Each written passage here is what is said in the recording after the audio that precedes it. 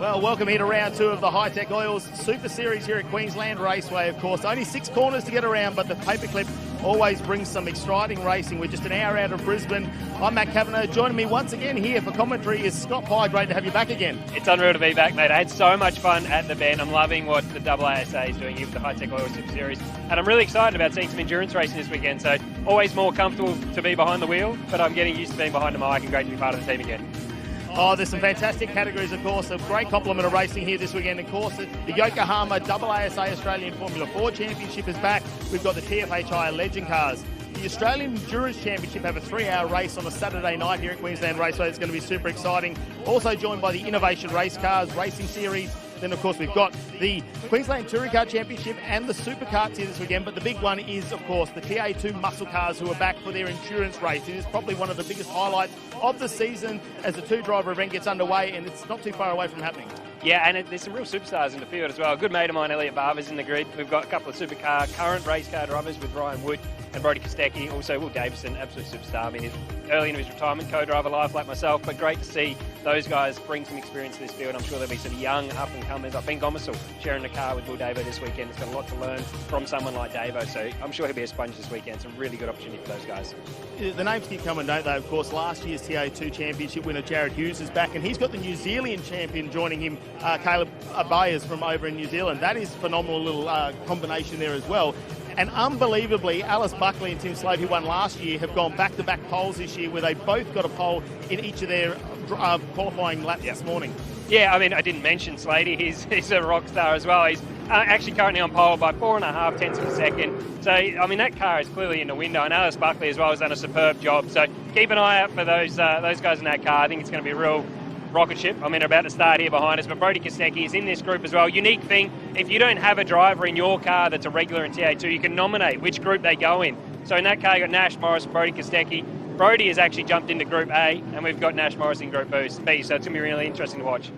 Yeah, so they'll kick off things with a couple of sprint races, only 12 laps, and then a 40 minutes endurance later on this afternoon. Can't wait for that to unfold.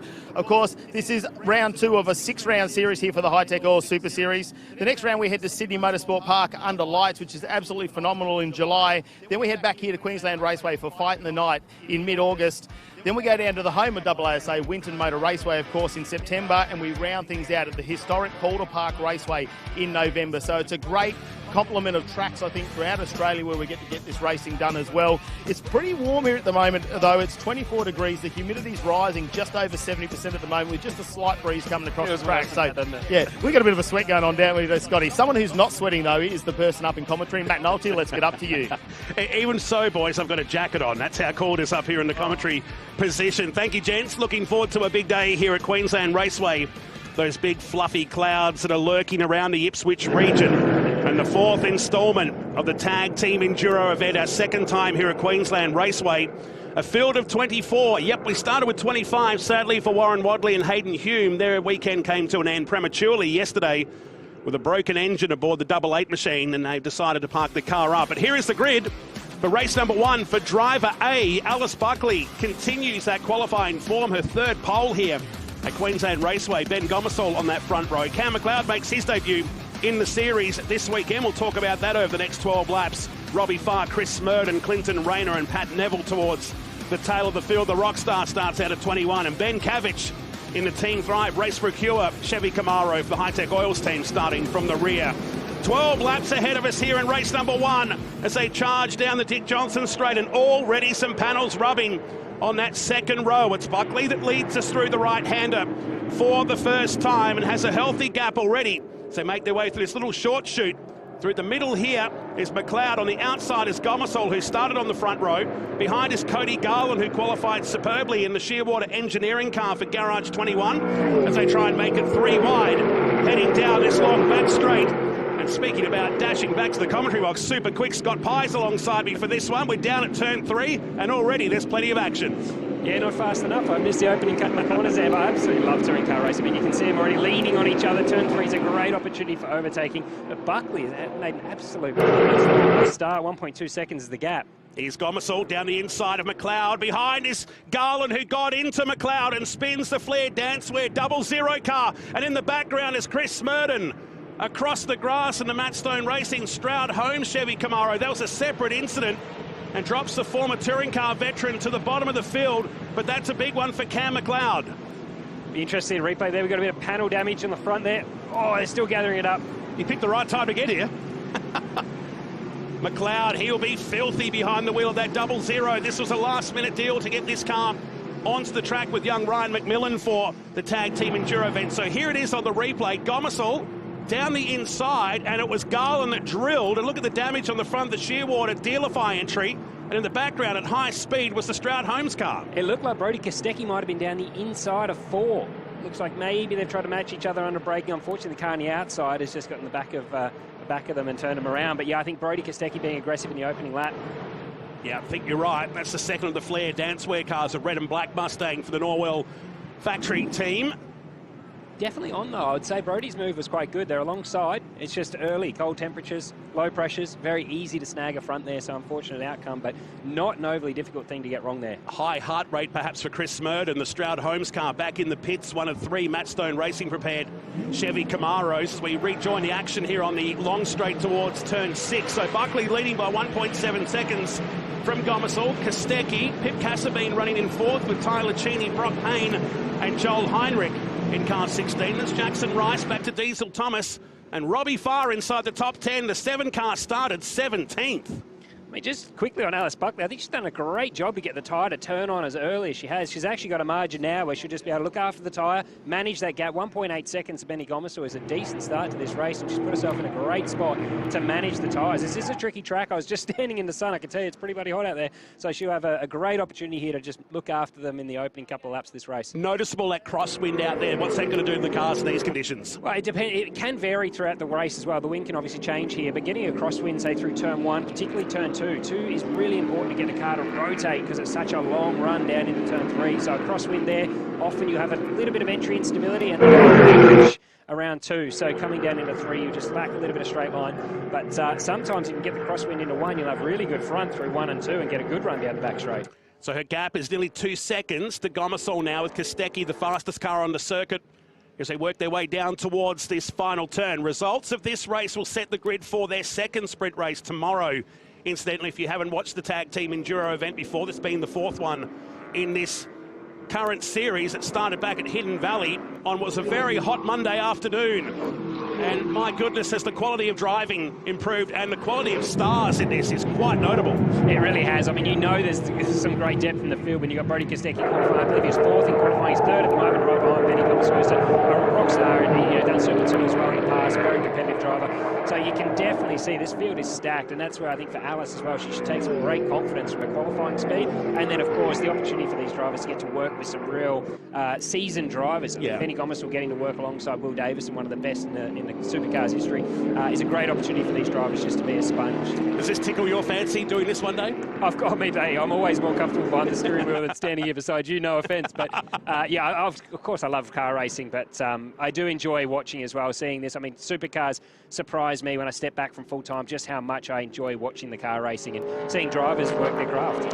So Buckley continues to lead. Let's go down to pit lane. Here's Mel Price.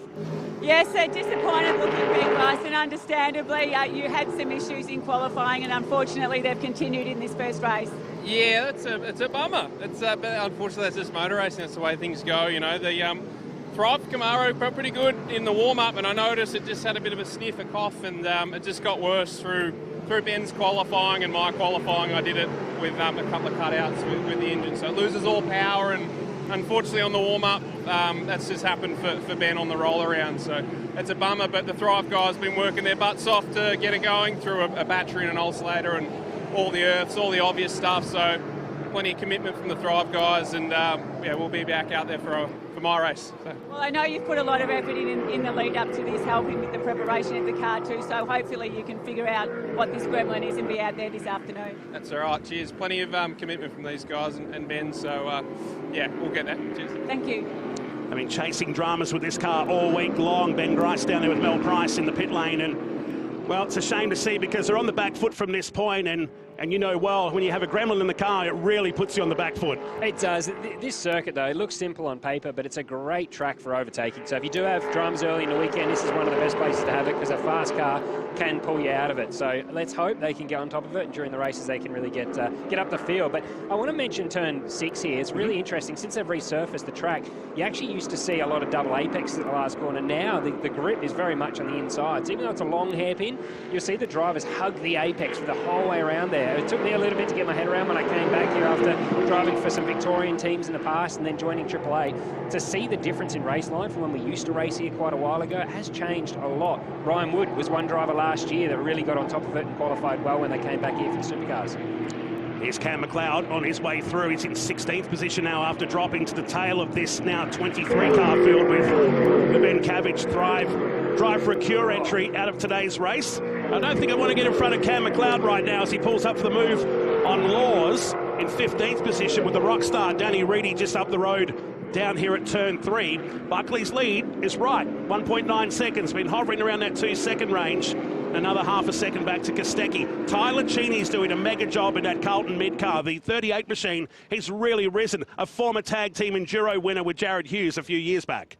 Yeah, great opportunity again to be right in behind Brodie Kostecki and be racing against these guys. Opening lap battles, Brodie has got to be one of the best drivers we see in supercars. I mean, he's the guy you hear drivers often talk about not wanting him in your mirror. So for all of these drivers out there now to get an opportunity to race against him in the opening laps is important. Obviously, he's not as close as he'd like to be, 6 seconds being the gap, but it will be interesting. I mean, one thing I'm keeping an eye on as well is the lap times are really quite strong. I think 12.0 is about what they did in qualifying for Brodie Kostecki. 12.2 being the fastest lap on lap 4. These tyres seem to be hanging in well, and last lap across the line, 12.5 for Brodie. So into another lap, lap 7 of 12. Incidentally, we will get the entire duration in regardless with this year's series. So 12 laps at the moment. It's a fairly clean affair out there for race 1 of a busy day. We had an open pit lane earlier for the cars that had some dramas during practice yesterday. We had 2 back-to-back qualifying sessions. In fact, the 67 car, the Kostecki Morris car, had a broken header, which they had to live with. They still managed to qualify inside the top 4, so pace to burn would be for the Flair Dancewear car. So we check in with the race leader once again. The first female in Australia to get a pole position and a race win here last year. She's really connected well with this course. Yeah, well, she's come back and just about to replicate that hopefully as well. The gap's now over 2 seconds, but I've got a feeling in the background we're going to see, and there it is there. We've got Brodie Kostecki right over the back of Gomersall. I think into turn 4, Gomersall might have been under a bit of pressure there. He was just out of shot, but I could see them quite close. I mean, it's going to be tricky for Brodie in these first couple of corners to get a job done, but I think he's going to be setting him up down into turn 3. So good battle here. Through the right-hander, that traditional bump that's been here since the beginning of this racetrack back in 1999. It's a right-hander, a punch of flame, and suddenly it's a little overcast outside here at Queensland Raceway. Some heavy rain that lashed the venue here on Thursday afternoon. We had some showers during the day yesterday, but comfortable conditions. But once that sun comes out, there is a lot of bite out there.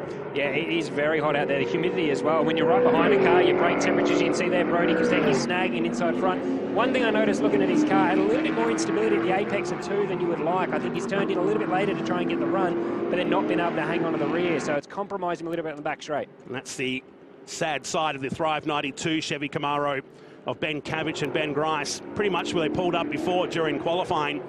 And their day, or at least this race, is done for the 92 machine.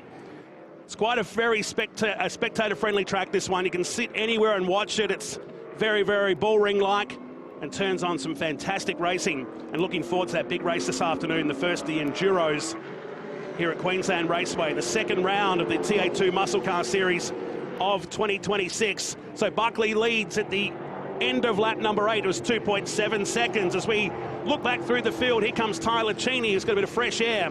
Back to Pip Cassabine, who's got Brock Payne starting to close in. Joel Heinrich has got a freight train of cars behind him, including Jackson Rice and Diesel Thomas. And Robbie Farr, suddenly the big mover in today's race. He started 17th and runs up in 10th position with Mark Crutcher, who's back in the field. Great to see Crutcher aboard the number 4, teaming up with Hugh McAllister. 2 of 6 drivers have done every single tag team Enduro event. They are. I mean, endurance racing is some of the most enjoyable racing you do, and you do build a relationship with your co-driver. I'm experiencing it now as a Kayo. I mean, it's a very different experience when you're the main driver, but for a lot of these guys, they're going to be sharing the car. You learn to compromise. Unfortunately, as a race car driver, it's one thing we don't like to do, so it is a steep learning curve, but you do build a good relationship with the driver you share with it. If you can build some consistency and have a long-term relationship, it helps a lot coming into these races. Can you feel when you get into a practice session, you've done Bathurst plenty of times now, when you get in that first practice session of the weekend with a co-driver, can you feel straight away whether it's going to work or it's going to be hard work?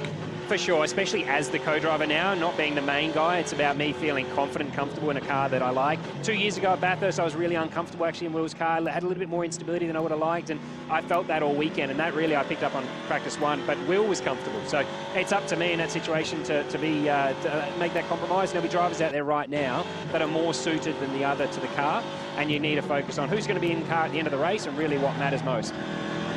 Through turn one, you're in car with Jackson Rice, the series leader so far in 2026 after that strong showing at the Bend on the West Circuit back in March under unbelievably warm conditions out there at Tailem Bend. We're working lap number 10 of 12, a significant lap here for TA2 muscle cars.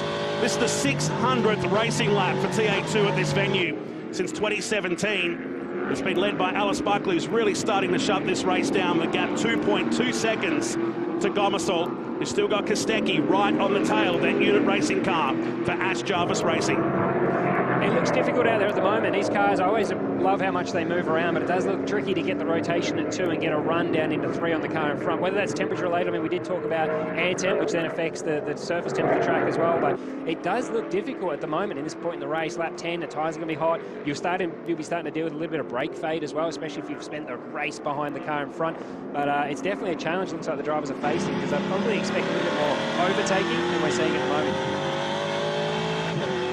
The sweet sounds of these TA2 muscle cars. Jackson Rice feeds 4th gear with a steady crowd staying to build. Queenslanders love their motorsport.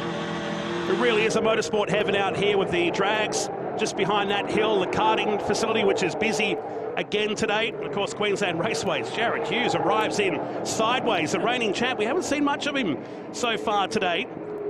We haven't. I've stolen his seat, mate. I've bumped him out of the box in the race car, but I'm sure as well he's feeling much more confident and comfy out there at the moment. But yeah, he's very good in these cars, so it's going to be great to see how he gets on top of it across the weekend. But you're right. I mean, right now, I probably would have expected a little bit more from him than we've seen so far. He's back in 14th position. It's got Caleb Byers showing on the screen, but it's definitely Jared Hughes behind the wheel of that. So 14th position with Collier just ahead. Another experienced combination with he and Elliot Barber. They've been really good together in these last 3 tag team enduro events. And Elliot, no stranger to this style of racing either. Yeah, he's done plenty in Trans Am as well. I'm working with Collier. I'm sure that they've done this before together, so it's a good relationship, a bit of continuity there. Collier, I think, will be a little unhappy in the car right now because he's been within that half a second of McLeod, which is, if you can't get the job done, it's the worst place to be. Everything's overheating and you're feeling a little bit more uncomfortable than you'd like with the car balance. In the lane is Cameron Laws, who arrived here last night. He had exams yesterday, didn't even get a chance to turn some laps in practice, and they've struggled with this car. The bolts on the back of the diff were loose, which squirted out a fair bit of oil during qualifying. They got it tightened up just to get out with 30 seconds to go, and he couldn't get a lap down in qualifying today. White flag is waving. Doesn't mean we've got a slow car on the course. It means we're on the final lap.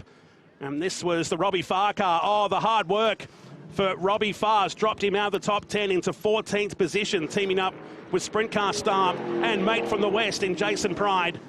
But Alice Buckley picking up where she left off. Her and Tim Slade, the reigning tag team enduro champions of 2025. It was a blistering lap in qualifying today. They were strong in practice, and it's probably the only mistake she's made of the race, just there, coming in a little hot into the final turn. And it's going to be a checkered flag, a dominant display. Chevrolet Performance and Alice Buckley win a very clean affair in race 1 of the TA2 Tag Team Enduro at Queensland Raceway. Gomersall will be second, in fact pulled away nearly 3 seconds to Kostecki in the end. Tyler Cheney will be home for 4th. And the rest of the field just charging through to finish off now with Cassabine. That's a strong performance. Both he and Ryan Wood really connecting well in that 19 car.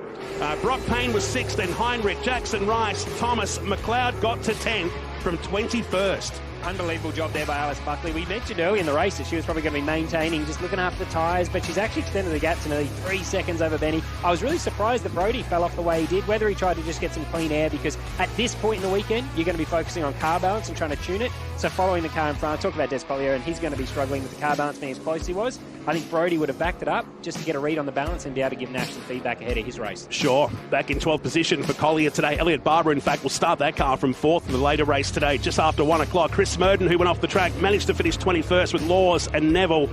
And a sad sight for the Team Thrive race for Acura Chevy Camaro back in 24th position, parked up on the track. It's a real family affair here at Queensland Raceway. They're settling in for a big, big day. The 2 days of thunder. In fact, we go into the night with the Australian Endurance Championship tonight. They're fighting the night race. He's always been a headline act here. So we check out the highlights of race number 1 of the weekend. And Alice Buckley just set it up pretty much from that point onwards. Great start by Alice. It's important there. You can get to the race line on the entry of 1, so you get that clear run into 2. You can see the exit she's got there was unbelievable. That was Garland into the rear of the 0-0 machine. I'm sure that's been looked at by Stephen White, DSO for the category.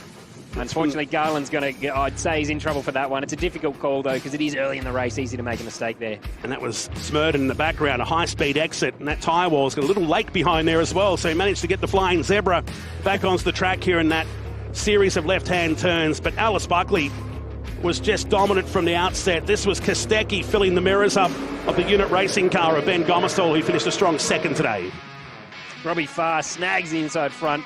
I mean, he's made some great progress. I know we're looking at a bit of a low light there, but Robbie's doing a great job at improving across this category.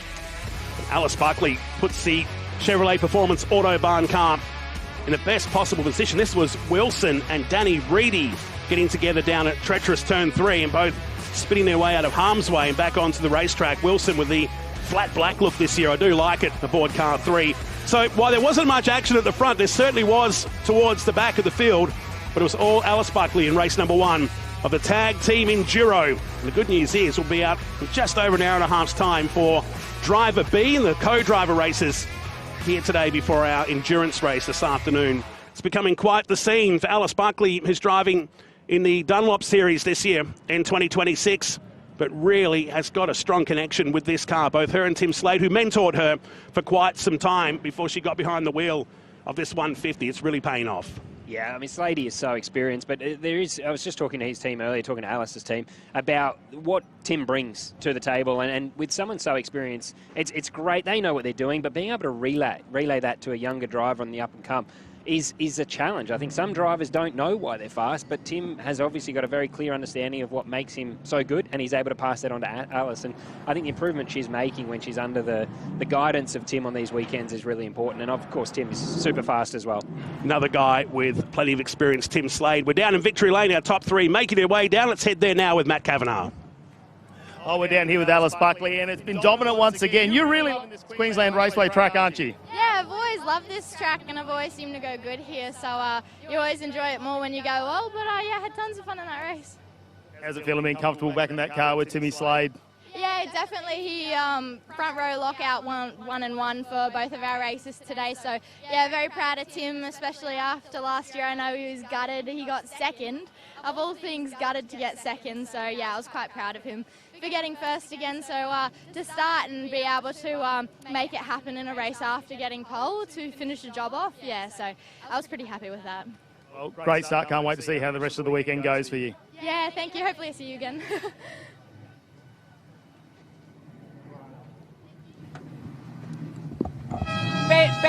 Ben Gomersall, P2 in that one. Tell me, what does it feel like to look in your rearview mirror and see this guy there? Yeah, I was pretty scared, to be honest. No, we had a clean battle, so full credit to Brodie. No, good race. Alice had some pretty good pace, so no, we're pretty happy with P2. It's a good start to the weekend. And what can Will do for you this afternoon? Oh, Will's been awesome so far, so he's got a bit of work to do from P10, but, you know, we've got full faith and he can bring the car home in a good result. Well, you didn't crack under the pressure. Great job. Thank you. It was tough. It was tough. Well, Brodie, you know, slouching these cars, you're going on another podium since last year as well. So what's it like joining up with Nash this year round? Yeah, it's been great so far. Qualifying didn't quite go to plan. We blew a set of headers, so it wasn't ideal. But yeah, had a lot of fun then. Got a little bit of car tuning to do, but yeah, had a great race with Benny there. He did a great job and placed his car really well. So yeah, really enjoyed that one, but we got a little bit of speed to find before Nash heads out. We're enjoying it as much as you, so good luck for the rest of the weekend. Thank you. Cheers. Great to have so many stars here as part of the 2 days of Thunder Weekend at Queensland Raceway. As we can see, Ben Gomersall and Brodie just debriefing on what was a relatively calm but yet interesting start to the weekend. We've got quite a bit of an endurance theme this weekend. We've got the TA2 Tag Team Enduro, as we just saw. We've also got the Australian Endurance Championship. Their 3-hour race will be taking place this afternoon. And then as well, we have Innovation Race Cars, and their first 50-minute Enduro is about to get underway. Qualifying took place yesterday afternoon, and the grid has been set. It was a very, very tight top 2 positions, with Lee Stibbs taking pole by just a few hundredths of a second ahead of the reigning champion in Jeff Emery. The margin between the two in the end was 59 thousandths of a second. Axel Donaldson in the older spec Mark II Mustang will come out of position number 3. A great qualifying result for him. Danny Studdard will come out of position number 4, the owner of the series. Beyond that, we have Andrew Georgiadis, we have John Goodacre, Dylan O'Keefe will be behind the wheel of the Hi-Tec SD car. We'll talk about the different classes in the field as the race goes on. But yeah, he'll be starting from position number 7 ahead of John Hollinger, Emily Cacchiavello, Darren Curry, Richard Gartner and Manu in position number 12. We've got a few onboards as well, including Danny Studdard, who goes into the final corner. We got 2 warm-up laps. A warm-up lap first, followed by a form-up lap. So the warm-up lap's now complete. The pace car will now control the field, slow them down, make sure everybody is formed up ahead of our side-by-side rolling start in just under 3 kilometers time. It was an interesting first round. Victories were split between Lee Stibbs and Jeff Emery. Stibbs taking the 2 victories on Saturday, and Emery rebounded on Sunday to take the feature race victory. Unfortunately, race number 3, no points were distributed for that one. There was a red flag due to a crash for this man. He backed it into a concrete wall at the bend, and there was quite a significant fire. Fortunately, Danny got out all right, but it did mean that the red flag fell at the wrong time, right in the middle of the pit stop sequence, and it ruined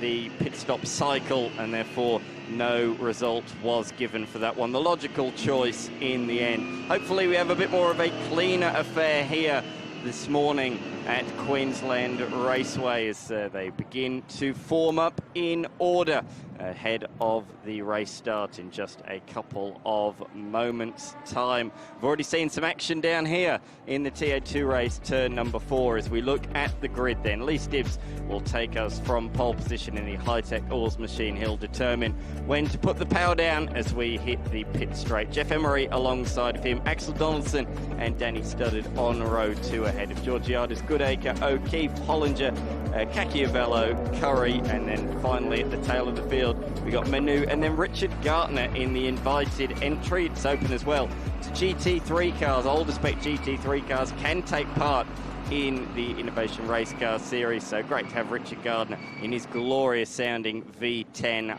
Lamborghini at the tail of this field. But we're about to get things underway here, their first race of the weekend. We're in the start zone and Lee Stibbs has gone nice and early. Emery tried to pull in directly behind him, but unfortunately that place has already been filled by Donaldson, and there's a little bit of contact between Stibbs and Emery down there into turn 1 and a lock-up as well. I think that was Dylan O'Keefe in the number 10 Hi-Tec entry as Matty Kavanagh joins me in commentary.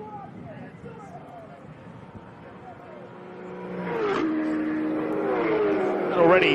Emery is very, very fast, isn't he? Down the inside, Curry, take nothing away from him in one of the later model Mark cars. Lee Stibbs, no surprise, but I'm expecting that him and Emery will get some fireworks as we get to the back end of this 50-minute endurance race out there for the Innovation Race cars. Great to have them all back out on the grid. Danny started obviously with a big rebuild after Adelaide as well, where that car actually backed into a wall, like you said earlier, and that's why we didn't get any results in that race. But that was a huge fire, and just going to show how these Innovation Race cars are relatively easy, I would say, to repair compared to other cars where it's very modular. They can just put new chassis, new braces into that car and get it going again. Got a great exit out of turn 4 and has been able to make the move to take position number 3 at turn number 6 as well, as John Goodacre fires up the inside of Georgiadis as well. So that's another position change. So they're chopping and changing early on in this one, as we expected. John Goodacre, I spoke to him yesterday. He didn't quite find the setup he was after for qualifying, but it looks like he's a bit more comfortable in the race, although he's gone in a little deep at turn number 1. So back up the inside comes the cover shop entry, and we can already see a couple of different models of these machines. Is up the inside on the back straight comes the SD car of Dylan O'Keefe, of course the reigning Carrera Cup Series champion, but under brakes with no ABS. He's not able to match those two up ahead as Goodacre nudges his way, barges his way through into turn number 3, and he's got a bit of damage. He's got a bit of damage as a result of that. The splitter is rubbing on the front tyres, and hopefully he won't get a puncture with that, but that is going to be affecting him for sure. Yeah, they're fairly robust, these cars, but that's a tyre is probably the least amount of damage we'll be having on the side of that, especially with the carbon fibre there. It'll be quite strong, and hopefully get that around to the pit if they do have to get it. Remembering just one wheel nut on this, so it's going to be a very quick change as well. They do have to have a compulsory pit stop, unfortunately. Well, he's not in the window, so he can't even make it one of those. He's got to wait to the 20-minute mark of this race, with half an hour still remaining to even make that a stop, and he's going to take a bit of a risk, and the team will be sitting on the sideline looking at this very, very closely. The other thing is the onboard data that they actually have in these. When you get down to some of the pits, the cloud-based data that comes back, and it's delayed by about 2 seconds, but they can actually see the angle of the steering wheel. They've got inside cameras. They've got all sorts of things. But let's have a look at our leaders, though. Lee Stibbs still taking this one out in the Hi-Tec Oils entry as we get on board. Good to have them coming through the Alum Lube turn as well. Great to have them back for another round here at the Hi-Tec Oils Super Series. Emery obviously trying to chase that down, 1.6 seconds. Now that feels like an eternity, but we know just one small mistake could mean Emery's right on the back of Lee Stibbs. And one of the things I like about these cars, though, is the tyres. They seem to get better and better as the race goes on, so they don't seem to degrade and wear away. We see the times actually continually dropping down, don't we, Dan? Yeah, everybody is speaks so highly of the compounded rubber that they are on the Michelin rubber, very similar to the rubber that is used in the Carrera Cup Series, and that is another series where they just cannot praise enough the Michelin rubber as Lee Stibbs tips it into turn number 1, just at the fastest lap of the race, further extending that margin by a couple of tenths of a second. But geez, they look a bit bumpy through turn number 1 in particular, don't they? It's like hanging on to a bull through there, grabbing it by the horns, and hopefully making it out the other side. And throughout all of the categories, all the drivers I've spoken to, they've really said turn number 1 is a make it or break it corner. You can really lose a lot of time to start your lap straight away at that corner. Couple of different types of cars too when it comes to innovation race cars. Now, as you can see, the yellow on the side, that's a GT style car. It comes with a complement of GT features, doesn't it, really, when you've got ABS, traction control, all things like that. But as the developments come along in this series over the last couple of years, they've introduced the SD car, which is the development car for a lot of young drivers coming through. Still has, so then they put the sequential shifter in it. We're not going to get a paddle shift. They take away some of those aids like traction control and SPS. So looking at the leaderboard there, you can see it's in 6th position where we start to see our SD cars. So the top 5 at the moment are the GT style cars. They've got the, I suppose, the niceties. Makes it a little bit nicer to try and get these cars around at the moment. But we are seeing a lot more of these developing drivers come through, and great to have O'Keefe here this weekend, obviously doing a fair bit of driver training there with what is, you know, coming through the pack. AJ Giddy is really 86 driver, and that's so young, just 15 years of age. So using this as an opportunity to train him with some of these more high horsepower cars. Last round we saw Hunter Robb, didn't we, who races in Michelin Sprint Challenge. He was sharing the car with Harry Jones, multiple-time Carrera Cup champion, and of course rival to Dylan O'Keefe, who's out there on the track at the moment. So that's why you're not seeing Dylan O'Keefe up there at the top. Of course, he's been a Supercars co-driver in the past. You'd expect him to be at the top, but that's the reason. No traction control, no ABS, particularly the ABS at this track. Huge braking zones into turn 3, turn 4 and turn 6 in particular. You know, you really want the ABS. That gives you a lot of free time around this place. Yeah, we'll get back on board with our leader, Lee Stibbs. He has had a great run at the start of the season. Obviously, it's worked into his favour a little bit that last round, where unfortunately we had to drop that race, because he's got himself 3 podiums, 2 wins and a 2nd place, leading the championship at the moment. We know how he does like to dominate the weekends, Lee Stibbs. He doesn't want to give up any type of racing, and Emery's probably been the leader in really taking that challenge to him. He managed to get the win over him in that final round there in Adelaide, but really they just go at it, and we saw that in qualifying yesterday, where they came out. Lee Stibbs qualified first for this race today, this morning, and then, you know, Emery's got a pole in the next race as well. So these are the 2 to watch, and I think Lee Stibbs has just got his start right. He's managed to just jump ahead enough, get away. There's no, you know, there's not a lot of toe in these cars with the aero on them and stuff, but that gap there just gives you a little bit of breathing space, I suppose, where you can just calm down as a driver, and you really don't have to push it to the absolute limits, and you can start to get that tyre up to temperature if you've just got that little bit of a gap. But watch Emery just slowly reel him in, I reckon. This is going to be exciting at the end of this 50-minute race. There's certainly, as you say, the 2 to watch this year. Of course, throughout last year, it was very, very tight with Jeff Emery. It's a real title battle. Emery just had a few incidents early in the season, and it meant that it really did go down to the wire, but eventually he did prevail. This year, though, he really does have a challenger in Lee Stibbs. Of course, he joined us at Malar Motorsport Park late last year for the first time. He did the final couple of rounds,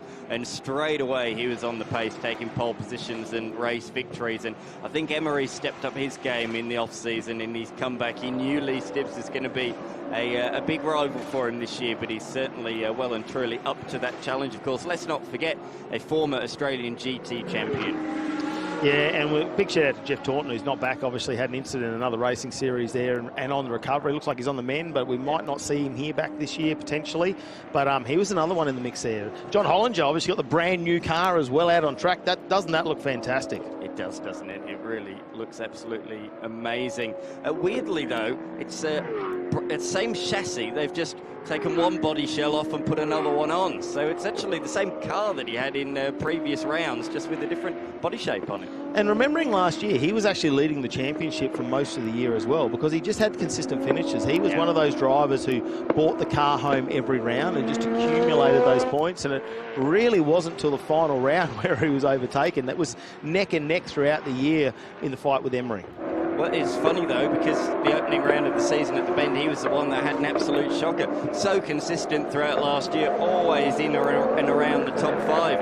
However, start of this year, he just had mechanical issues all the way through the opening round, particularly early on in the weekend. He had real bad brake shudder. And even at the start of this weekend as well, in the steering column, he's saying he's been having a little bit of shudder as well. So I think that little gremlin of the shudder is continuing into this round, and that's why he qualified a little bit further back than what we may have expected, and that's why he's probably down the tail of the field again in this race. That's not a good sensation through the steering wheel, is it, when you've got any kind of discomfort out there on the racing circuit, as we see on the back little short stretch towards turn number 4, the cover shop entry. Scott Pye, down to you.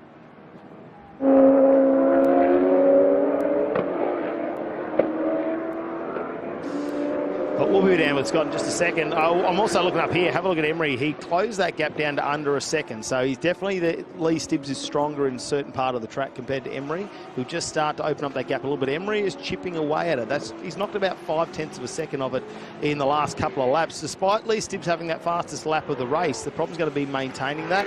There's only 10 hundredths between those two in their fastest lap so far. So they are so evenly matched, and we'll keep talking about it because it's going to be the fight that continues on this season.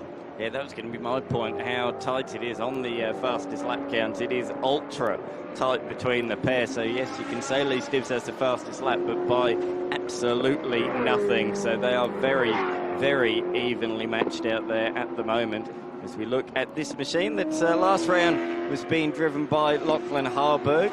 This weekend, a different driver behind the wheel in Andrew Georgiadis, but great to have the Queenslander on board, the cover shop entry, also sponsored by Bondi Carpets as well. We've got a bit of a mixture as well, haven't we? We've got some people that are doing it as a single driver. We've got other people this weekend that are doing it as two drivers. So you can split it different ways. You can change in the 50-minute endurance races halfway through. You can split it where one driver does the full race today and another one does the full race tomorrow. But we'll bring you that when the pit stop sequence opens. Scott Pye, to you. This is one of the things I really love about endurance racing is the feedback that the engineers are giving the drivers, and we've got some live telemetry right now. We're looking at Georgiadis on board here at Encore Motorsport.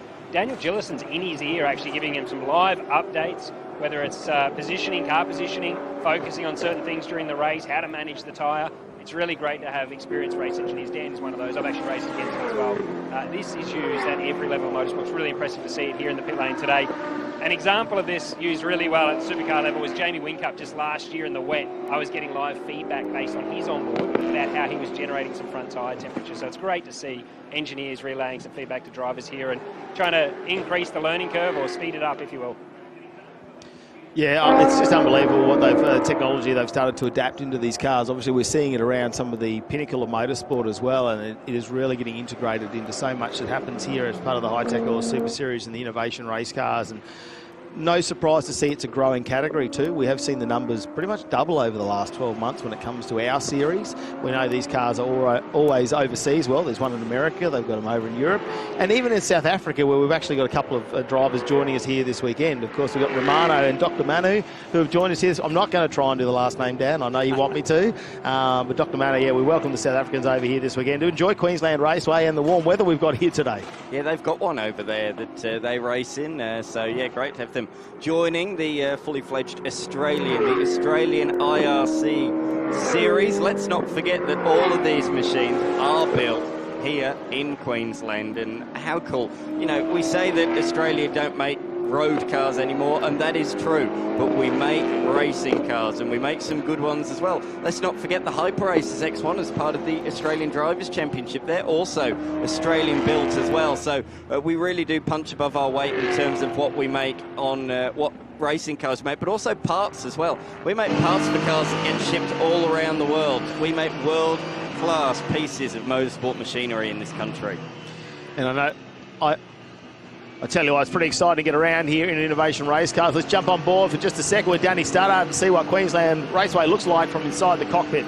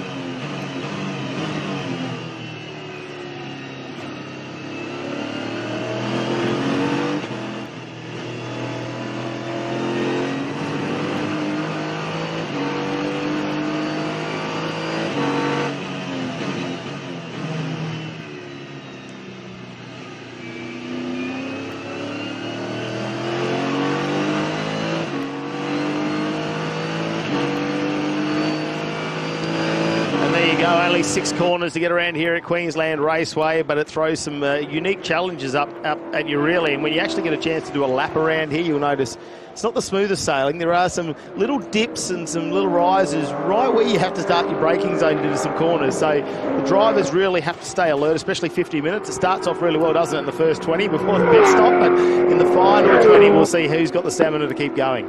exactly right. So how good did it sound though? The 6.2 litre V8 LS3 engine, power output of 550 brake horsepower, 6,200 RPM, and it goes up in the rev range to just shy of 6,700, but it sounds absolutely glorious out there around Queensland Raceway, a track where you do spend a lot of it at full throttle. There's some really long drag strips here around this circuit, and as you say, it looks very, very simple on paper, but there's a lot more to it than that. There's a fair few bumps, and it really can catch you out, that's for sure, but it always produces good racing, this track, because of the slipstream in the long straights into heavy braking zones. Every single corner is an overtaking opportunity as we look at the bumps, the rises and the falls through turn number 1.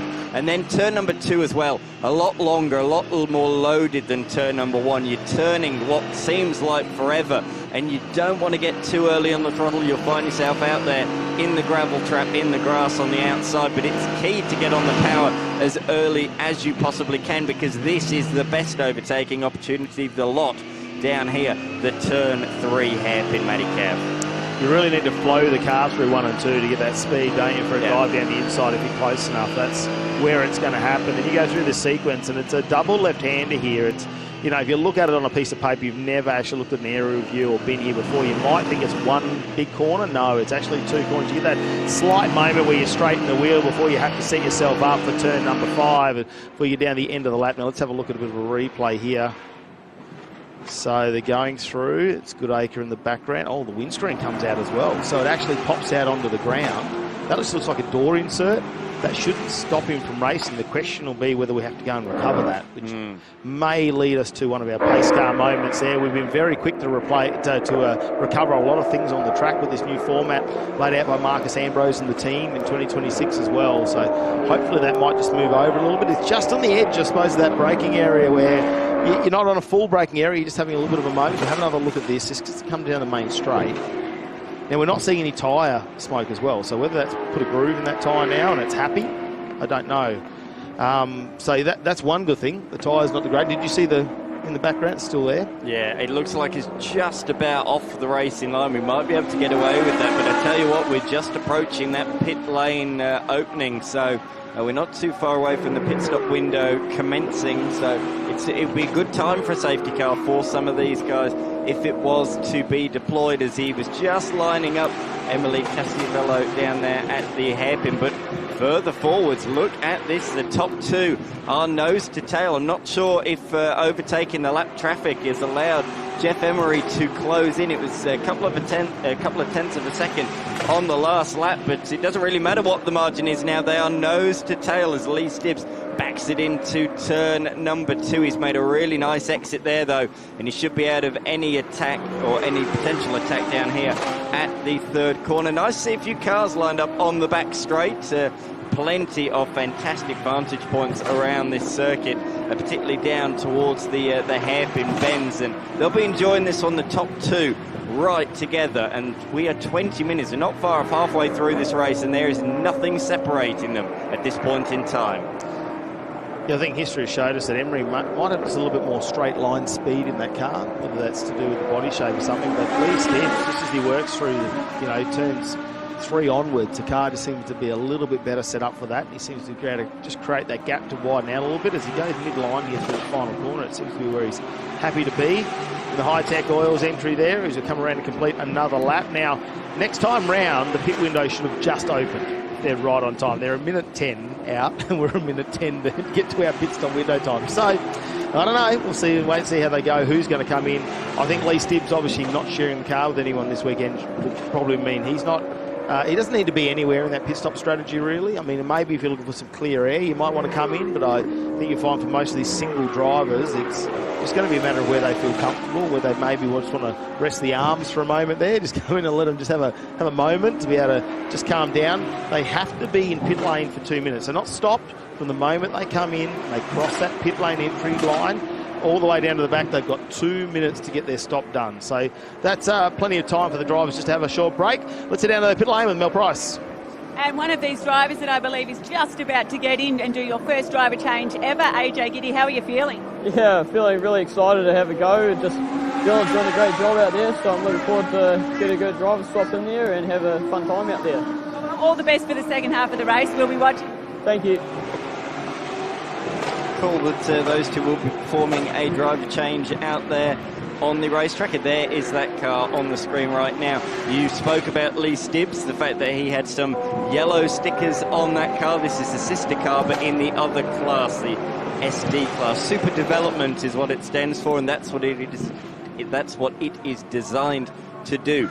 Develop these youngsters' careers. So all of his stickers are blue, all the IRC logos and the like, as Dylan O'Keefe brings it into the lane.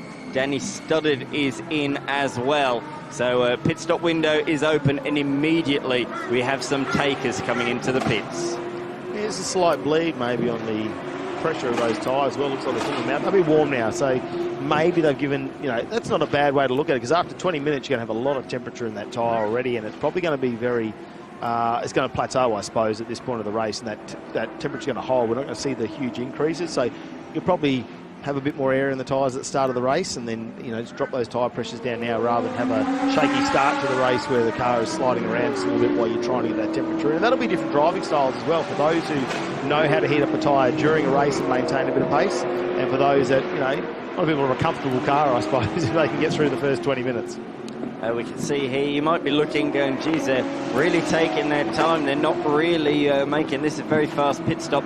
There's no need to. We want to make sure everybody is safe down there in the lane. So it's a mandatory 2 minutes, 120 seconds from pit lane entry to pit lane exit. So that includes the transit time down the lane as well. So we'll be keeping a close eye on how long they remain in the lane, make sure everybody is over that 2 minute barrier.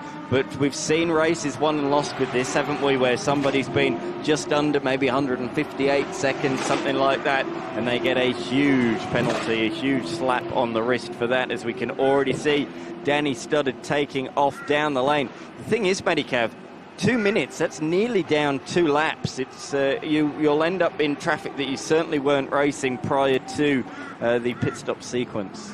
And let's have a look at this window. We know it's just past the blend line here. So I'm sure the crews have already communicated that to their drivers. So just be careful now. It looks like we're going to run that one over right with Danny Studdard. He's got me wrong there.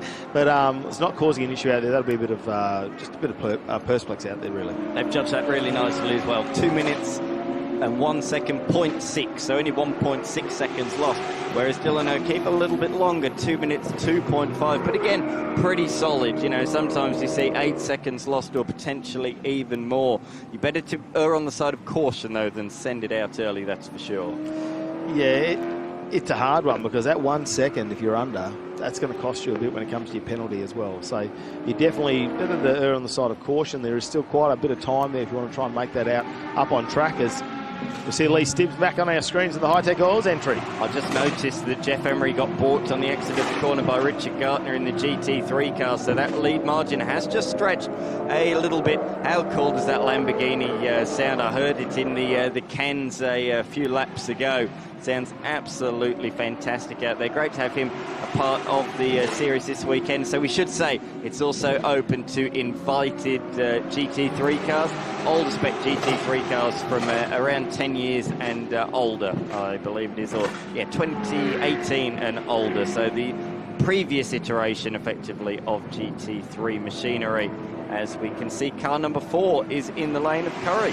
Yeah, Darren Curry actually getting out of that car. Trey Machado, the young gun's going to actually step into that one. He's had a lot of experience in many, many different cars and had plenty of time to try and familiarise himself with this car. Let's head down to all the action, though, in pit lane. Dylan O'Keefe, early pit stop there in the window. Tell us about your first stint. Yeah, it was a bit of fun. We thought we'd box a bit early, get AJ some laps, because I'm doing the sprint race today as well. So hopefully tomorrow we'll do the same. We'll box AJ early and I'll jump in. But car's pretty good. Like, it just gets better every lap as the fuel comes off and the tyres come up. So AJ should have some fun now, and yeah, we'll bring it home. And of course, you guys just new to the series as well. No doubt you'll be getting faster and faster as the weekend goes by too. Yeah, just trying to get familiar with the car. Like, these SD cars have no ABS traction, a lot less aero than the other cars, so it's fun battling with them for the first few laps, but I know after a few laps they'll probably get past us, so there's no point, risking our car. We just want to finish each race and get a lot of laps for AJ and myself. Yeah, well, we could see you battling under brakes, and obviously you had one hand tied behind your back in that situation, didn't you?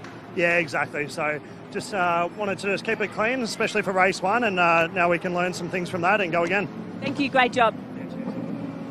Great shots from the drone there, wasn't there, Dan? Really showed turns 4 and 5. Like we said, it's 2 corners, 2 individual corners, even though you get to them very quickly. Really, how you take that on, the line you want to take through turn number 4 to set yourself up for 5. It's going to slightly vary between the drivers depending on how their driving ability is, I suppose, and how their car's set up, how they're comfortable. I just saw in the pit stop sequence, we spoke about don't be under the time. Well, Medicav, Georgiades, 2 minutes and 3,000ths of a second. It was that close when he left the lane, so fortunately he was on the right side of it, but that has been he's been able, as a result, to jump ahead of Axel Donaldson out there on the racetrack, so that is good news. So great strategy play from them, judging that to absolute perfection. But I think there's a problem with this car. It's not running right as he's gone back out onto the circuit.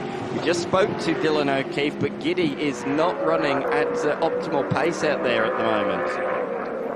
Yeah, hopefully it's just something that he may not be familiar with in the car, obviously, first weekend. They don't seem to be too worried about it down in the garage. Just Dylan's going down just to catch up with our Thrive TA2 car, one of the other Hi-Tec oils cars here this weekend for the Endurance Series. But just trying to see if some of the crew in the background, they don't seem to be too concerned at this moment. It'll be interesting to see whether he tries to pull into pit lane or whether he's just getting a bit more familiar with this vehicle at the moment. You can see a little bit of fire there under the brakes. Is that good, Acre?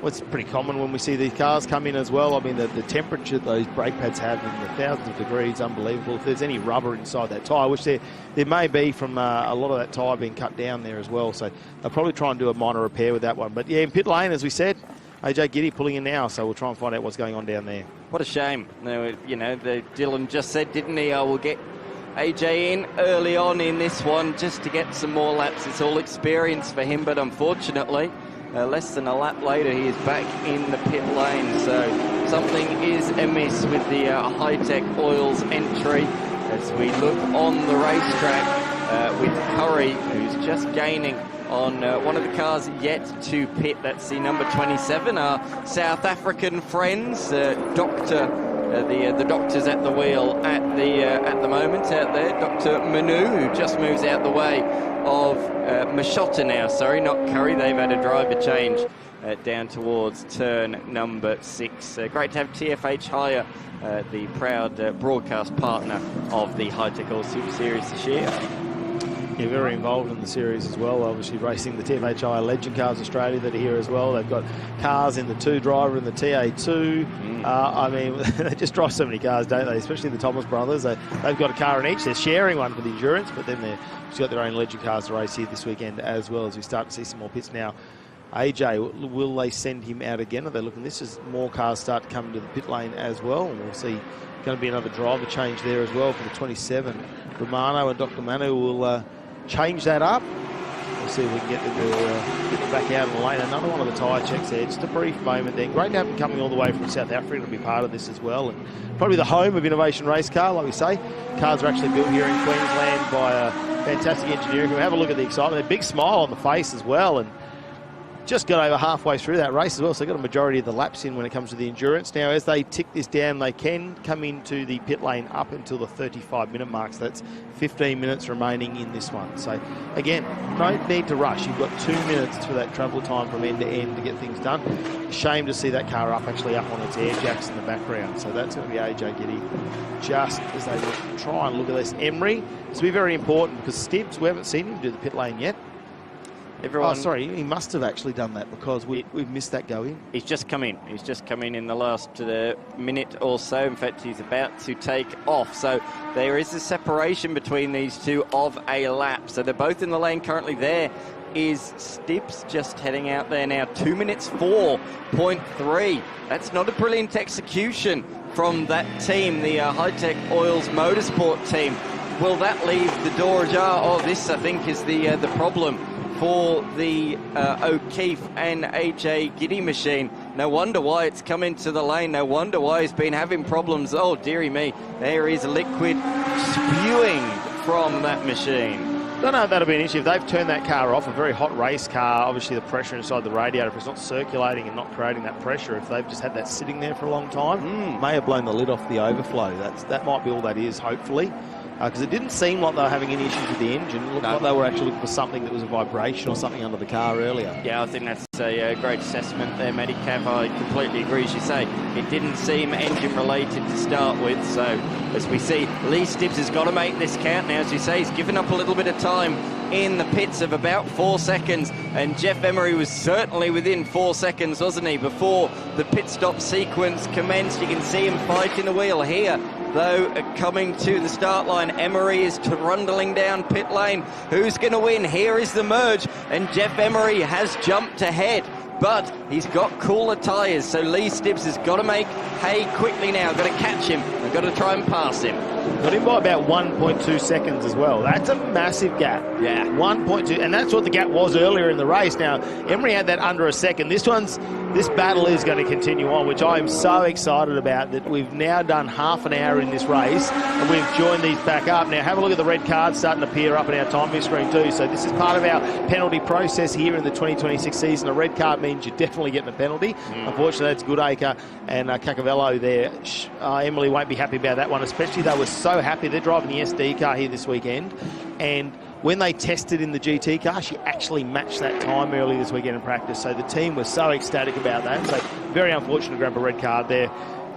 That shows how much she's gaining leaps and bounds. She's tested, as you say, quite a bit here, but not in the SD, and we're hearing a pit stop infraction, so clearly too short in the pit lane. That's not, we said it's a big no-no, and 2 people have done that already. That's probably why John Goodacre has jumped up the order so much. He was towards the tail end of the top 10 prior to that sequence, and he's jumped notably up the order several places in that pit stop sequence.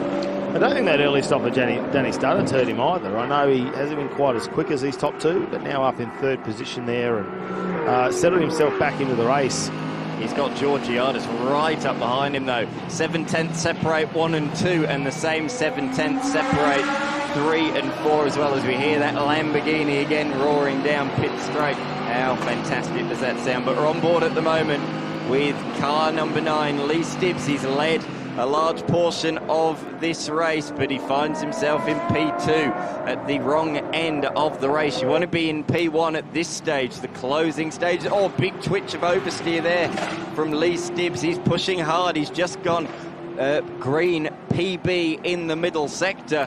But still a thousandth slower than Jeff Emery. So Stibbs is pushing hard out there at the moment on the racetrack, trying to reclaim that top position. He's still got 17 minutes left on the clock, as we can see. Oh, a bit of debris coming. I think he just ran over it, but there, serving a drive-through penalty, is John Goodacre. But great to see the Giddies back out onto the race circuit. Yeah, they didn't have much time to repair whatever that was. They must have found something that was easily repaired. Like I said, I think the cooling issue was just the car sitting there, very hot car, and just being turned off, and the cooling system not circulating around that one. Be interested to find out what happened there. Stibbsy, I feel like every electronic aid in that car is working overtime right now, because he is pushing it to the absolute limits as Emery just goes a little bit wide on turn number 3, our TFH corner here this weekend. And that'll give Lee Stibbs just a moment as he gets down to just over half a second now, the difference. Well, this is happening on track. Let's head down to pit lane, though, with Scotty Pye. Yeah, unfortunate incident down here in the lane, guys. They're actually trying to fix the rear clevis on the Gideon O'Keefe car, and it's actually just overheated. So obviously just sitting here for longer than they would expect, and obviously the temperature doesn't help with the engine's running as well. So not a lot they could do about it. Obviously tried to fix it on the run, but they've got to top back up now, and it's back out there, so it should be all good. Yeah, great to see. I mean, you know, like these cars, fairly fixable. You know, there's so many parts available at the track as well. So like little things like that, they can get in there, and that'll be an unfortunate thing for them to get out there. They know AJ probably would have wanted to get a lot more laps in throughout this race. They chewed up quite a bit of time there in pit lane, but like they say, they're going to do this again tomorrow, another 50 minutes. Still got 15 minutes left on the clock. In fact, near to 16 minutes than 15. But here we are. Stibbs has closed the margin down a little bit more, but Emery responds in sector 1. They are trading PB sectors out there at the moment. These two are pushing hard. Stibbs using all the road on the outside of turn number 3. Of course, that's now a flat curve. Famously, saw some famous rollovers there on the exit of the turn 3 hairpin. A couple of decades ago, Jason Richards was one of those who had a big moment over there. Of course, curves have been flattened. Tony Quinn now running this venue, and he's made some big changes for this place over the last couple of years. He's really turned it into a fantastic venue. Queensland Raceway is a fantastic spectator track, and as well the facilities have really, really grown. Yeah, I think that's probably one of the big ones. It's not just the on-track that he's focused on, it's also the off-track experience for the people to come down and enjoy the racing, not just for the races, but for the families that come down here and the motorsport fans to come and enjoy a weekend at the racetrack. We've got the go-karts going on. They've always got food, they've got ride days. Last night we had a Porsche club down here, didn't we, doing a few laps as well. So it's a very busy racetrack, and you can see some of the shade they put in the background there on the hill.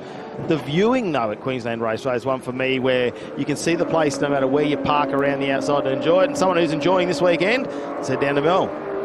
Absolutely enjoying it. Another one of our drivers experiencing their first stint in an IRC car today. Dr. Manu, how much fun was that? It was life-changing. Definitely life-changing. So. Is this one of the best cars you've ever driven so far? Oh, absolutely. I've driven a lot of cars. I think the key thing to say is for an amateur to get in and just go boom, this is a perfect car. Just absolutely perfect. And for a pro, they seem to be struggling to find the limits too. So very forgiving and incredible performance. Well done for your first stint. I'll let you go and have a nice cooling drink and watch your co-driver now. Thank you very much. Thanks. See you guys. Yeah, great to have him here, and he's clearly enjoying himself. His car's just gone down a lap with Danny Studdard at the helm. But yeah, great to have two South Africans, and that really shows how much this series is growing. It's now got international appeal. Well, how many of the drivers have been part of the GT Challenge and gone over to Europe and done things like that? Like, you could almost go through, at least a third of this field has been overseas to compete, some way, shape or form. So they're just, I suppose they've had the chance to show a few of these cars off over in those places. And it's great to entice them to come, take the travel to come over to Australia to experience, well, not only the Hi-Tec or Super Series, but these cars. Yeah, absolutely right. As we see Danny Studdard, he's got Georgiadis right behind him still in the cover shop entry. 3 and 4 on the road. Danny getting the power down and down towards turn number 4. The first of the left-handers. Of course, only 2 left-handers on this lap, but it's nearly a whole minute. In fact, I think it might even be slightly over a minute. The gap between left-handed corners out of turn 5. You don't turn left again for just over a minute. The one side of the left-hand side of the tyres certainly go a little bit cold out there. Sorry, the right-hand side tyres go cold before they needed to be used again and lent on the following lap. So that's another little challenge around this circuit, and that's why you see a lot of lockups down there at turn number 4. Yeah, we've had quite a few, haven't we, over our time as we've come here over the last 4 years as part of, well, this is the 4th year as part of the Hi-Tec Oils Super Series. Danny Studdard, though, in the 702 machine, looking absolutely pristine after its rebuild of the back end of that car after what was a dramatic fireball when we were down at the Bend Raceway just 6 weeks ago. But it's looking like new again, and it hasn't seemed to phase him either. And I'm just having a look at those split sector times there. He's actually starting to increase his pace now as he's coming to the back end of this race. A man who went to the Bathurst 12-hour this year in this car and shared it, and got their class win. The first of the Innovation Race cars to get across the finish line as well. I think overall he was in the low 20s from memory. Yeah, it's quite a decent result. Yeah, absolutely, and these cars are raced all around the world in endurance races over in Europe. Danny Studdard, Curry and a couple of others as well have gone overseas. Axel Donaldson actually has an Innovation Race car overseas that he flies over, drives it, comes back, then drives this one. So he's got 2 machines that he can drive around the world. But yeah, at tracks like Spa, these things absolutely fly. Can you imagine driving an Innovation Race car around Spa? Is there anything better in life? Oh, I don't know, because Danny will need to take me over and let me have a drive. Exactly, then I can confirm it for you, Dan. I might be able to confirm that. The Dubai 24-hour Curry's done as well. Places like that, incredible places that this sort of racing has taken these drivers to, and in similar cars, and I think that's why they've got that GT DNA developed into the innovation race car so that, one, you end up with a good race car that's reliable. You can do some fantastic stuff in Australia and take the car overseas if you want to, but it also means you can jump into other GT-style cars, and you've got a very similar in terms of your ABS and your traction control things, so you're still honing those skills in. Yeah, absolutely. As started exit out of turn number 5 down towards the final corner. Here we are. Lap traffic is approaching once again.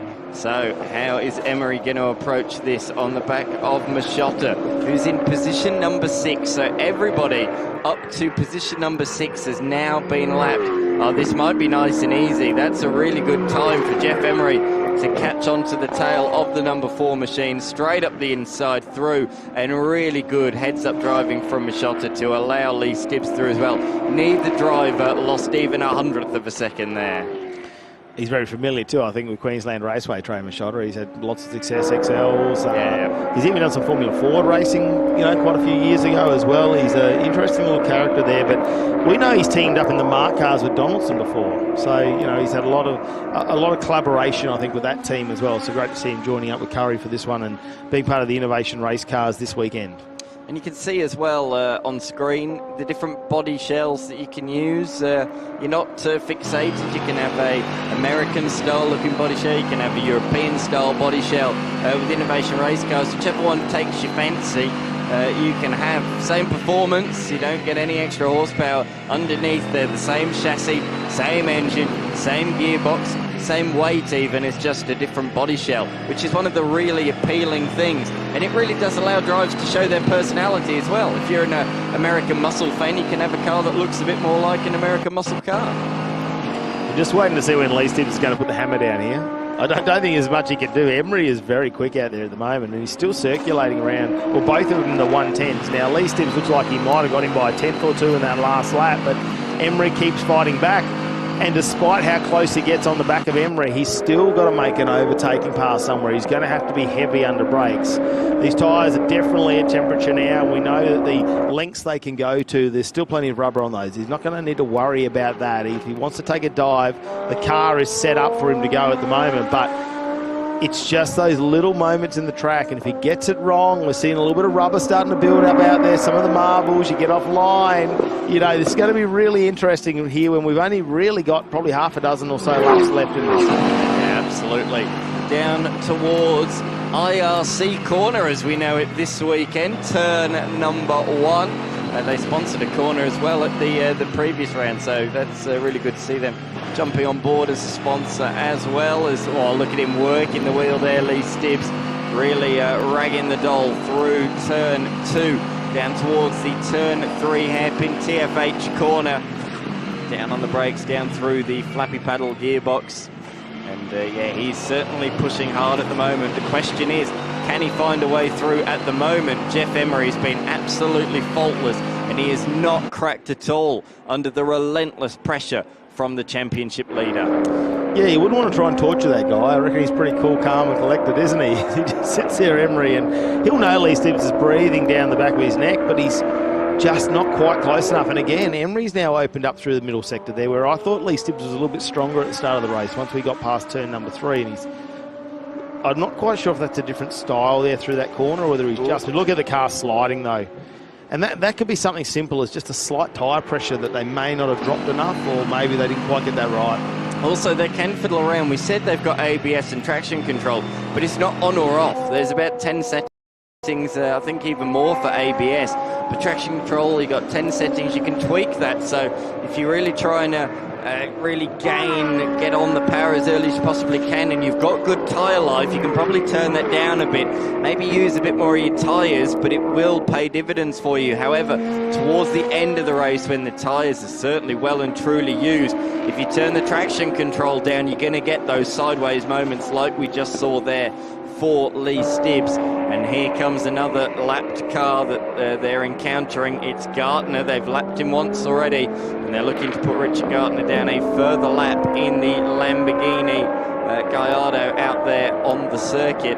Hard to believe that that's now a couple of Lamborghini generations old. Of course, previously we had the Huracan, but this year they've changed once again Lamborghini to use the Temerario. That's their new GT3 weapon of choice.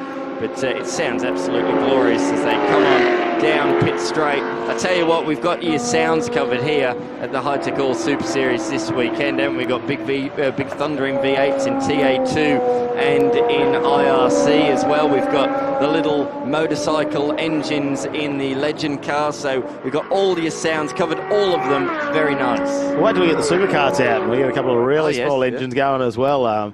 Take another way from the Formula Ford, they're a screaming little four-cylinder in those things as well. Highly strung. So, you know, the development that's gone into those little engines over the time. Yeah, look, there's just some fantastic coverage here this weekend across so many things happening. I know the number 10's coming in, and Giddy. That is probably going to be an early retirement at this point. Caciavello, Emily has spun down at turn number 6. She's just rejoining the circuit now. It looked like a little harmless spin. And as we said, she's just getting more and more confident, isn't she? Every time she jumps in the car. She was really pleased when she looked at this car and saw that she was only a few tenths off in qualifying against the likes of Dylan O'Keefe. That is an incredible performance to only be a couple of tenths off, because Dylan O'Keefe, as we say, is so established in these kind of vehicles. Here is a replay of what has happened, just in a bit deep, a bit wide in those marbles. On the outside of the circuit, and has looped it around, and the marbles are only going to get worse off track over the course of this weekend. I'll tell you what, she's lucky to get out of there, Matty Cav. Yeah, that's got a little bit of traction. Sometimes we see the very soft gravel pit, and you see that's going to drop a few little stones out on the track there as well. There's already been a few people doing a little bit of landscaping here this weekend. We saw a lot of pits being cleaned up after some of the qualifying sessions yesterday afternoon and this morning as well. But good to see Emily's still getting around there. Obviously, 86 racer as well, and we saw her taking on last year production cars in that car as well, teaming up with other drivers. So she's got quite a little bit of experience. We just stepped up the horsepower a little bit, made the car a little bit wider. A little bit, a lot. I think we've doubled it, maybe even tripled it from the 86. I think this is the closest Stibbs has been here. Is he going to have a look down at the final corner? He did. He jinked to the inside, showed the nose, but Emery's wise to that one. He's not going to fall for the easiest trick in the book, is he? What you do, you generally show your nose, try and scare somebody into an error. But Jeff Emery's been around. He knows that one. He's seen that thousands of times. And you were talking about the traction control before, and we saw this at tracks last year where they actually turned the traction control down, because if there was a little bump just before or just exiting a corner, you might get a little bit of wheel spin. The traction control kicks in and just takes away a little bit of power. So they'll turn that off, because like you say, you'd rather spin the tyres and say, oh no, Axel Donaldson. We saw him take a few excursions at the last event too at the bend. One obviously wasn't his fault. Oh no. And now he's out in the pebbles. He'll know. He'll be gutted inside the car, Lee Stibbs. I'm sure he'll be kicking himself over that one. A small mistake under brakes there coming into turn number 3. This is Axel Donaldson. Yeah, brake lock up. It's all happening at the end of this race, isn't it? Well, he shouldn't be doing Axel's earth moving in the race car. That's what I'm trying to say. Great sponsors, not meant to be working while you're racing. No, exactly right. The good news for him, though, is he had a 1 minute margin to those behind. So despite his very, very big track excursion, he's probably added about 500 metres to the circuit there. He is all right, and he remains in that 5th position. Here's what happened to Lee Stibbs. Turned it into the hairpin and a big snap of oversteer just when he could least afford it, and that put him outside in those marbles, in those pebbles, and as a result he's dropped well off the back of Jeff Emery. And worse still as well, because of picking up those marbles, he's going to lose even more time on the following lap as well, while he scrubs those tyres and gets them cleaned once again. So the margin's gone from just a couple of tenths to a couple of seconds now out there on the circuit, as Melinda Price has an update for us. I do, AJ Giddy. That's a pretty tough start to your IRC weekend, isn't it? Yeah, had quite a few problems there. Yeah, I was looking forward to getting out there. Got out there and the steering felt bent, but it was left rear, so I think it was loose or something, so I was making the car shake under brakes, and it was very dodgy, so just made a safe call to come into pits. Luckily I made it there, and they got it fixed, but then overheating problems as well, so it's not the best start, but got back out there, and then the engine just shut down after a few laps, and then we're here. Well, it's all been happening, but hopefully that's all of your bad luck behind you for the rest of the weekend. Yeah, I'll see what the sprint race does as well for Dylan, so hopefully he has no issues there, and we'll see what tomorrow brings as well. It's always another race. Yeah, exactly. Yep, chin up, young fella. There's these things, we've seen some incredible repairs done overnight and in a very short period of time in the afternoon. So, yeah, maybe that car just getting very hot while it's sitting there may have caused an ulterior problem there with the amount of sensors in these cars, just trying to look after themselves so they can obviously try and make these big endurance races throughout their career. Now, Emery, what I want to know from Stibbs, is he going to still be driving this thing 105%, or will we see him just be a bit more comfortable towards the back end? Because Emery's going to have to make a reasonable mistake now if he wants to try and get that lead back off. And you see the team there just having a look at O'Keefe, having a look around there, and sure he'll talk to his driver. A bit of coaching going on there with the young gun, AJ. That's what I like about these cars too, when you can have the two drivers in there. It's not all about just sharing the costs. It's about that opportunity, especially with the SD car, to have these driver coaches come in who are very competent behind the wheel and start to show some of that experience to some of the younger drivers and talk about the setup of the car and what it's doing so they can communicate that back to the race engineers. Yeah, this is round 2 of the Endurance Championship as Emery swerving to the line. He takes victory. His second of the season, draws level with Stibbs, who's also got 2 race victories. Bit of a gap back to Danny Studdard, who will finish in the end in a comfortable 3rd position. He really pulled a margin over Georgiadis late in that race. Georgiadis coming around the final corner in the cover shop entry, over 10 seconds behind in the end. And then a big gap back to Axel Donaldson with his late race mistake at the final corner. But I tell you what, he did a great job to get it out of that gravel trap. These are deep gravel traps here at Queensland Raceway. Yeah, you generally sink pretty quickly, but it slows you down very quickly as well. Yeah. Absolutely. Here they are, the title rivals. They get along well. Everybody in Innovation Race Cars does. They might not look like it out there on the racetrack, but they do. They are good mates out there on the circuit, as we can see the results of race number 1 of the weekend for the Innovation Race Car Series. Jeff Emery taking the win by 1.5 seconds over Lee Stibbs, our early race leader. Danny Studdard in P3 ahead of Georgiadis and Axel Donaldson. Machota and Curry finished in P6 ahead of the 2 drivers that served drive-through penalties for pit lane infringements. John Goodacre will be looking to move forwards later on this afternoon. He beat home Cachiavello, Gartner and Hollinger. Satori finished in 11th, the South African duo just outside the top 10. And then AJ Giddy and Dylan O'Keefe, their disaster of a race. Unfortunately, I'm sure they'll get that fixed up and that car will be ready to go later on today. Yeah, there's a lot of engineers down in the pits there too with a lot of experience in these cars. I'm sure Dan Gillison, as part of the IRC, will be over there just to check that out.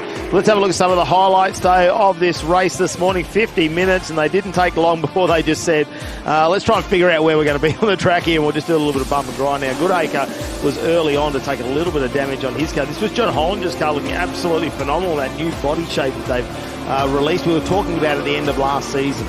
Yeah, absolutely. We're very much looking forward to seeing it on the racetrack, as Danny Studdard was pushing hard early on in the race. That is when John Goodacre's window came out, but fortunately he was able to continue, and he did finish inside the top 10, P7 in the end for him.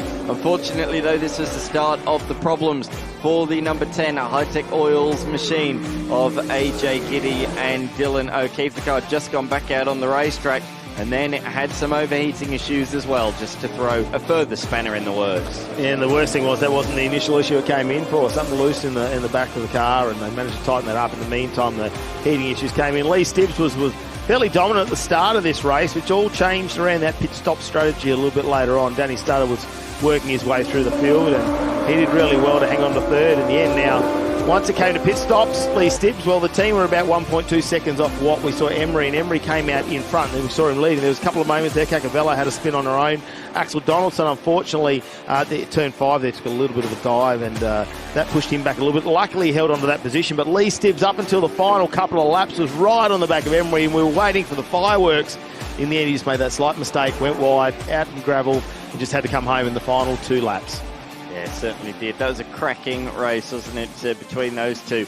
Jeff Emery prevailed in the end by a margin of 1.4 seconds. Probably doesn't show just how close it was, though, in that race. Just because that mistake late on by Stibbs, he wasn't able to recover and attack Emery late on. So 1.4 seconds, the margin between those two at the end. And Scott Pye's down there with our winners.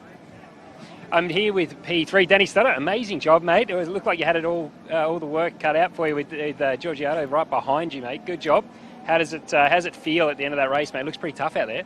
Pretty warm, but you know, you sort of get into a rhythm and you sort of just try and hit those marks, as you know, and just keep the car flowing. Yeah, it was interesting. The start was good with me and Axel and Georgiadis, and then there was a point where Georgiadis was catching me, so head down, do a few laps and so I'd break his spirit. But yeah, in the end it was a really good race. It was sort of hot and kept going. It looked like towards the end of the race, maybe you did break his spirit a little bit there, but did you feel like the car was stronger towards the back end of the race or the start? And then I'm sure the gap is a little bit bigger than you'd like to P2 and P1. What do you do ahead of the next race to try and improve that?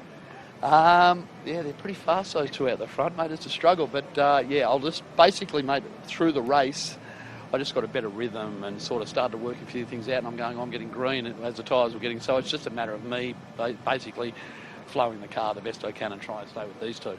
It's great, mate. Put you in a good spot for the next one. Good luck. Good luck. Nice work. Well, I had the pleasure of going for a ride in the TA2 two-seater with this guy the other day, and it was very, very exciting. Lee Stibbs, you lost a little bit of time in the pit stop there. Yeah, it was a little bit unfortunate. Jeff's, super fast, so it was cat and mouse the whole race. So I was either in the mirrors or through the windscreen. But we came in, we gave a few seconds away in the pit stop. But credit to the boys, these guys got thrown together at the last minute. I've got Scotty, I've got Blake Tracy, the young Ford gun. I've got Jack Talty. So all those guys, a credit to them for even being here. So look, if that's the worst that happens, that's the worst that happens. But looking forward to the next one and try and improve on it. So. Well, with you guys so close up the front, we're absolutely looking forward to the next one as well. Thank you. All the best, and thanks to Hi-Tec. Really appreciate that. And cheers, Jake. Good stuff. I'm here with the race winner, Jeff Emery. Mate, fantastic job. Looked like you had really good speed at the start of the race, and then once you got the lead through the pit stops, you didn't look back. Yeah, I mean, we struggled a bit at the start. Obviously, we got pushed a bit wide. With obviously, Lee didn't realise I was on the back corner there coming into two, so that I lost a lot of momentum coming on the back straight. So it probably cost me a couple of seconds. So it took me most of the race to wheel that back, but then we pitted and did the undercut and came out and just drove my ass off. Pretty much. I love it. Just out of curiosity, what are these cars like to follow? I've heard some of the TA2 drivers say they're struggling a little bit with the higher temperatures, the hot temperature and the dirty air. It looked like you could follow fairly closely though, but once you got in front, it did look like Lee had the same challenges you had when you were behind him. Yeah, look, it's the same old adage, like it's aero wash. Like coming out of 2 high-speed aero, you struggled out on the exit of 2, mid to exit of 2, and you struggle again on mid to exit of 5. So if you're trying to pass into, 3 and 6, it makes it really difficult because those 2 corners are the lead onto those. So if you're in front, you've definitely got an advantage. No, you did a great job, Matt. And I've noticed no cool suit either. It looks like pretty hard work out there, and the races don't get shorter this weekend. Yeah, that's right. It is tough out there. They're pretty warm cars, these things inside. I love it, mate. Great job. Good luck for the next one. Well done. Yeah, it's great to see our winners there from the Innovation Race Cars. Just rounded out their 50-minute endurance race this morning, but it's heating up here at Queensland Raceway, and now we can see the humidity is going to build. We're going to have a short break here. We're going to be free on SBS from 1 p.m. this afternoon. We're going to get the umbrellas out. Make sure you join us. It's not too far away. This afternoon's racing here for the Hi-Tec Oils Super Series round number 2 on SBS from 1 p.m.